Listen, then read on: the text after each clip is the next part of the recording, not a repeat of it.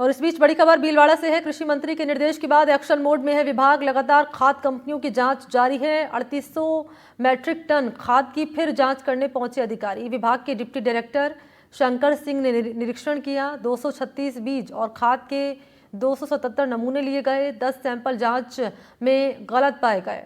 Company और विक्रेता के खिलाफ कानूनी कार्रवाई शुरू हो चुकी है। सर, जिस तरह से ये जिस कार्रवाई लगातार जारी है, कल परसों भी आप कार्रवाई करके आए, अभी भी आप कार्रवाई करके आए, सर किस तरह के सैंपल सामने आ रहे हैं और किस तरह की कितने नमूने अभी तक आप ले चुके हैं?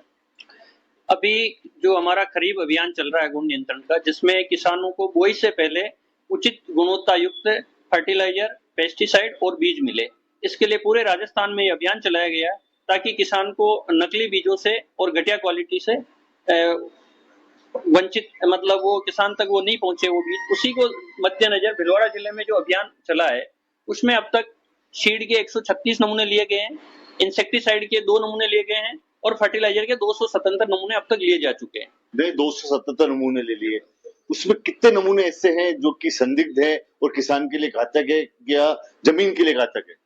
अब तक जो 277 नमूने लिए उनकी जो प्रयोगशाला से रिपोर्ट आई उसमें 7 नमूने अमानक पाए गए, जो कि उनके स्टैंडर्ड के ऊपर खरे नहीं थे। किसी में मॉइस्चर परसेंट ज्यादा था, किसी में पार्टिकल साइज में भिन्नता थी, या किसी में कोई कंटेंट जैसे कि फास्फोरस है या सल्फर है उसके कंटेंट में भिन्नता थी, उसके कारण वो अमानक पाए गए और वो उनके ऊपर जो भी है कानूनी कार्रवाई की जा रही है।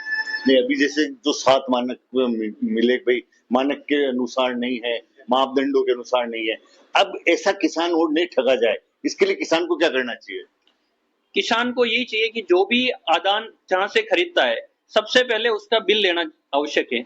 यदि वह आदान सही होगा तो वो उसको दुकानदार बिल देने से हिचकिचाएगा नहीं। यदि उसमें उसको वास्तव में लगेगा कि कहीं और से लाया या घटिया क्वालिटी का है तो वो बिल देने में आनाकानी करेगा, वरना सही कंपनी का सही प्रोडक्ट होगा तो उसको बिल देने में कोई आपत्ति नहीं। इसलिए वो बिल जरूर ले और उस बिल को संभाल के रखे। कभी भी कोई समस्या आने पर यदि बीच में अंकुरण नहीं होता है या दवाई का इफेक्ट नहीं आता है तो उस बिल को एज ए लीगली कहीं यूज में ले सके।